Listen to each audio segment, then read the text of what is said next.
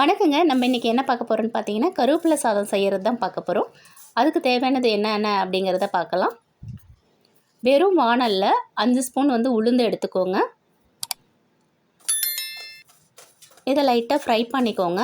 Oil எதுவும் ஊற்ற வேணாம். இது நம்ம ஸ்டோர் பண்ணுறதுக்காக நான் இதை ஃப்ரை பண்ணுறேன் நிறைய. உங்களுக்கு வேணாம், ஸ்டோர் பண்ண வேணாம், இன்ஸ்டண்ட்டாக நான் செஞ்சு வைக்கிறேன் அப்படின்னாக்க 1 ஸ்பூன் மட்டும் உளுந்து ஆட் பண்ணிக்கலாம். எல்லாமே நான் சொன்ன எல்லாமே கடலைப்பருப்பு 1 ஸ்பூனு, இது எல்லாமே நீங்கள் ஒவ்வொரு ஸ்பூனாக ஆட் பண்ணிக்கலாம்.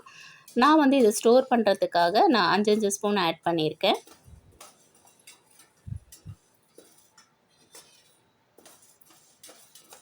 மிளகு பார்த்தீங்கன்னா 1 ஸ்பூன் மிளகு, ஜீரகம் 1 ஸ்பூனு. இதை லைட்டாக ஃப்ரை பண்ணிக்கோங்க.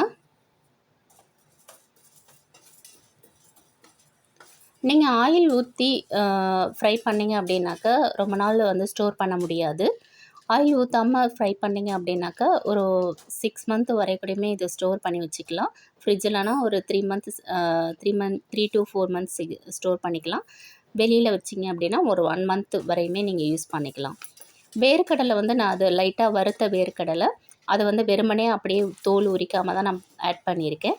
நீங்கள் வேணும் அப்படின்னாக்கா தோல் உரித்து கூட நீங்கள் ஆட் பண்ணிக்கலாம். டேஸ்ட்டு ரொம்ப கொடுக்கும் தோல் உரிக்காமல் போட்டிங்கன்னா.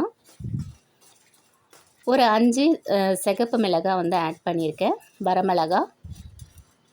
இது எல்லாத்துலேயும் நல்லா ஒரு வாசம் வர வரை, அதோட கண்டென்ட்டோட வாசம் வர வரை நீங்கள் நல்லா ஃப்ரை பண்ணி எடுத்துக்கோங்க.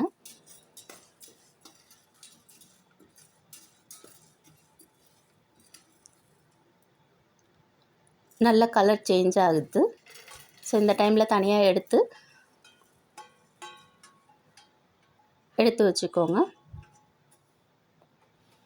கருவேப்பிலை எடுத்திருக்கேன் நான். இது கருவேப்பிலை எவ்வளோ எடுத்திருக்கேன்னா ஒரு 2 கைப்பிடி அளவுக்கு கருவேப்பிலை எடுத்திருக்கேன். இது எல்லாத்தையுமே எண்ணெய் இல்லாமல் நல்லா ஃப்ரை பண்ணிக்கோங்க. கலர் சேஞ்ச் ஆகிற வரை நல்லா ஃப்ரை பண்ணிக்கோங்க. இப்போ வெயில் சீசன் ஆகிடுச்சு. ஸோ இந்த வெயில் சீசனில் எல்லாருமே நிறைய ஜூஸ் குடிங்க, நிறைய லிக்விடு குடிங்க, தண்ணி நிறைய குடிங்க. இல்லை அப்படின்னா உடம்பு ரொம்ப டீஹைட்ரேட் ஆகிடும். ஸோ கலர் சேஞ்சஸ் ஆகிடுச்சு. ஸோ இந்த டைமில் சேஞ்ச் பண்ணிக்கலாம். ஸோ இது இனிமேல் தாளிக்க தான் போகிறோம். ஆஸ் யூஷுவல் நீங்கள் எல்லாருமே தேங்காய் சாதம் இதெல்லாம் செய்யும்போது தாளிப்பீங்க இல்லையா? ஸோ அந்த மாதிரி நீங்கள் தாளிச்சிக்கலாம். இதில் ஆயில் நான் 2 ஸ்பூன் ஆயில் விட்டுருக்கேன்.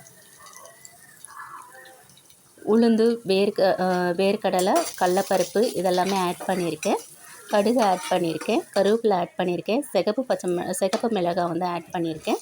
அதோட வேர்க்கடலையும் கொஞ்சம் ஆட் பண்ணியிருக்கேன். உப்பு தேவையான அளவுக்கு நீங்கள் ஆட் பண்ணி சாதம் நல்லா கிண்டி விட்டீங்க அப்படின்னா சூப்பராக இருக்குங்க. கருவேப்பிலை சாதம் கசக்காது, திகட்டாது.